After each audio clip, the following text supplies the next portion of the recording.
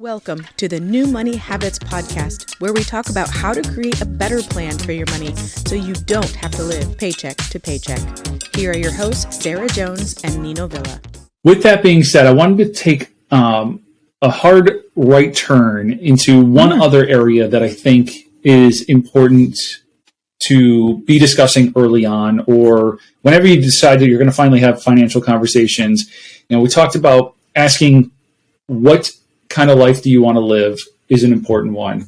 Asking, is it yours, mine, or is it ours? There's this one other area that I wanted to talk about, and that's debt, and getting on the same page about how you feel about debt, how you plan on using it. For young couples who are thinking about getting married, kind of opening the door to so this is the debt that I have, and at least kind of then making a plan for, are we people who are going to carry debts? And if we're going to carry debt, what kind of debt are we going to carry? Are we people who are like, nope, we want to eliminate debt as fast as possible? And so what is our plan for doing that? I think having a conversation around debt and how you feel about it, and if you're going to be somebody who uses it or not, is another important piece to this financial conversation that couples are having. Yes. I am also chuckling with this because it was probably about 6 months ago. James, 6 months ago, right? Like that time frame is important. You've been married 18 or together 18. We've been 18 years, right? Been together for 18 years. And about 6 months ago, he said, Sarah, I didn't even know I had debt when I met you. And I thought that was an interesting point. And I laughed because I'm like, what are you talking about? You had a truck, you had a motorcycle, you had a couple of credit cards, you had a personal, you had debt, buddy. He didn't see it as debt. He saw it as, hey, I work hard for my money, and these are the things that I like, right? It didn't feel like debt to him. And whereas me, I'm like, well, heck yeah. I had a mortgage and a car, and that was more than my little mind could handle. That debt for me was like a no-no. And so it's interesting that we just had this kind of conversation 6 months ago. Now, we've been debt-free, and we are on the same page, and he understands the life that this has allowed us to have by being debt-free now. But in the beginning, Nino, I was just like, no, we are getting rid of this debt. I don't want these payments. But he didn't see it as debt. And so I find that that's very interesting. And that's why what you just said, how important these conversations are, because we view all of this very, very differently. Mortgage is a different type of debt than a student loan is. And that's a different type of debt than a credit card or a store card or a vehicle. They're all different types. And we all feel very differently about all of these types. And so having the conversation on how does debt make you feel? Do you carry it? Do you use credit cards? Is a car loan okay, but a credit card isn't? These are types of conversations that are very, very valuable in your financial health. Yeah, you just made a really interesting point that I want to double down on, and that is because different types of debt are different, we can feel differently about them. I think they're almost to a person, you could say, if you told somebody you've racked up $50,000 in credit card debt, I think everybody would kind of cringe for a second, like, ooh, credit card debt, high interest. You bought a bunch of stuff that you obviously couldn't afford. And there's just like this feeling about like, ooh, $50,000 worth of credit card debt. Ooh, I feel for you. I feel so bad. If you told somebody that you had $50,000 in student loans, they'd still probably be like, ooh, but they'd be like, well, at least you got a degree and now you have probably better earning power than you did before. And so, maybe that was more of an investment and sure, it's debt and you have to pay it back, but at least you invested in yourself, and that kind of maybe moved the needle for you on your income. So I kind of feel bad for you, but at least you did something good. Somebody tells you, they have a $50,000 car loan, oh man, you must be driving the car you finally want to drive. You got that Audi or that BMW or whatever, right?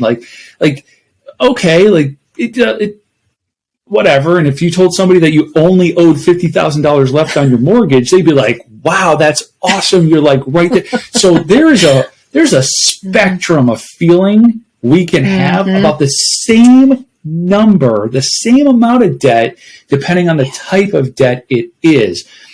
And so having conversations about, are we going to be people who carry debt? And if so, what kind of debt are we carrying? Like, you're probably okay with carrying the mortgage because, let's face it, how many people have $400,000 just laying around to buy an entry-level home in the Phoenix market? They don't. So, right. Okay, you're going to carry a mortgage. But are you going to also carry a car note? And, are you going to take out student loans, or are you going to find other ways to maybe finance education? Are you somebody who is going to like turn to credit cards? You and I have had the conversation in the past. Like, I have a credit card, I use a credit card, but I also pay mine off every single month. And so like even some of my bills are automatically hit the credit card, and then I just pay the credit card. What I don't do is I don't go start buying a bunch of stuff that I can't afford and swiping the credit card in order to consume it now. Like, no. Like, I'm not going to do that. So having that conversation, determining how you're going to use credit, if you're going to use credit, just so important as early as possible. It is. And what I found, Nino, is that my husband, he had all those credit cards and the personal loan because what he wanted, he didn't have the money and he didn't want to wait to save up for it. And so it was like, I want it now, and this is the way that I can facilitate that. Right. Yep. And me, from my background, it was like, hey, I'd rather save up for it so I can pay cash for it, because I don't want to, just the payments, for me, it's making monthly payments on stuff. I even to this day, I'd rather just pay for it and be done. I don't want to have a monthly payment on anything. If I could pay my utilities a year in advance, I would do it. Because it's just, and that's okay. But again, knowing where he was coming from versus where I was coming from, this could have been a very helpful conversation in the beginning. Right. And then how do we navigate that? Right. What are some things that, okay, maybe we can save up. Right. I always told him, one of the big things was I wanted to take the kids on a yearly vacation because it's something that I didn't get as a kid. And I that was important, not necessarily the travel like he wanted to do, but just, a yearly vacation with the kids. And so what did I need to do to make that happen? Right? Saving up the money each month, putting a little bit aside. So I knew when I had the money, then we could take the vacation, right? Having these types of conversations allows you to navigate these decisions in these places that you find yourself in a lot easier. And it allowed him to say, you know what? Yeah, I don't want to put it on a credit card. I actually agree with you. Let's save up a little bit. That's going to help me feel a little bit better about it too. Right. And so you're compromising, you're coming together, you're, okay, how do we get out of this? How do we transition to something different? And you're not able to do that effectively unless you're communicating what it is that your goals are, right? Compromising, saying, you know what? Yeah, that's maybe not as important. So let's do it your way, or let's, move into something that feels better for both of us.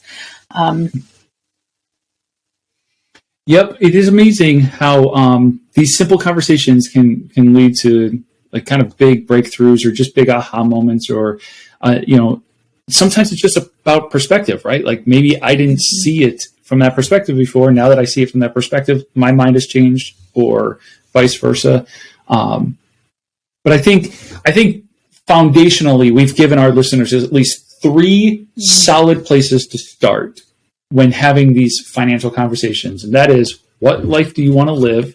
And talk about goals and ideal state and what you want that to look like. Talk about, is it your money and my money, or is it our money? And then talk about debt, and are you somebody who's going to use debt? And if you're going to use debt, how are you going to use it? There is a such thing as using credit wisely. I think I can speak for both Sarah and I when I say the best laid plan is to be debt free. And while you're on that journey, there's definitely ways that you can make intelligent, wise credit decisions to help you achieve a debt-free lifestyle. But what a great conversation. I'm glad we always pull back the curtain on the taboo and we just go for it.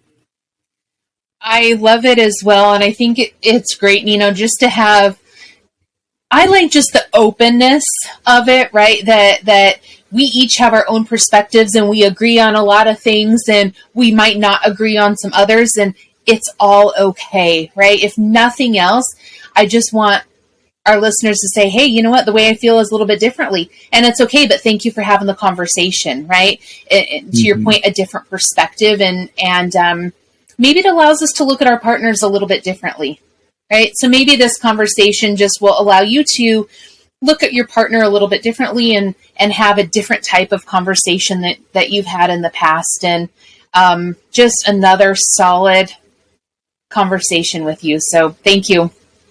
Yep, always a pleasure.